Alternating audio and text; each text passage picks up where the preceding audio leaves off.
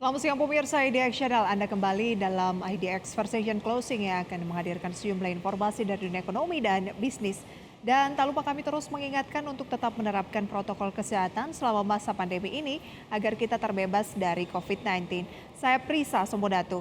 Inilah IDX Versation Closing selengkapnya. Kita mulai informasi pertama pemirsa dari perusahaan yang bergerak di bidang infrastruktur jaringan telekomunikasi PT Ketrosden Trias Mitra Tbk akan ekspansi di jaringan serat optik laut. Seperti diketahui, perusahaan ini sudah 27 tahun menjalankan bisnis pembangunan infrastruktur sistem komunikasi kabel laut, serat optik, dan kabel darat atau terestrial.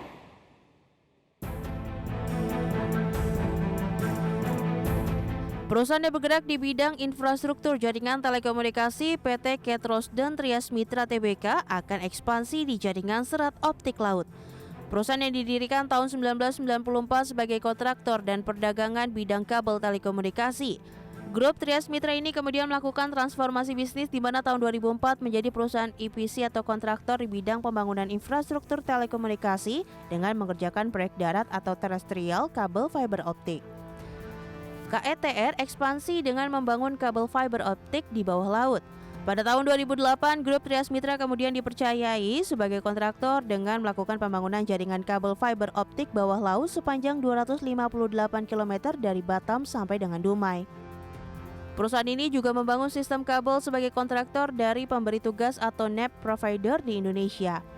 Selain melakukan penjualan jaringan infrastruktur telekomunikasi yang dibangunnya, perusahaan ini juga menyediakan jasa pemeliharaan dan pengelolaan jaringan telekomunikasi, baik yang dibangun olehnya maupun milik perusahaan lain. KETR saat ini juga tengah membangun jalur kabel fiber optik dari Jakarta, Batam sampai dengan Singapura yang dinamakan Rising Edge. Namun hingga tahun 2008 belum ada tambahan dikarenakan KETR baru konsentrasi untuk membangun jalur SKKL dari Jakarta ke Singapura atau Rising Edge sebanyak 1.150 km yang direncanakan dilakukan pada kuartal 1 tahun 2024.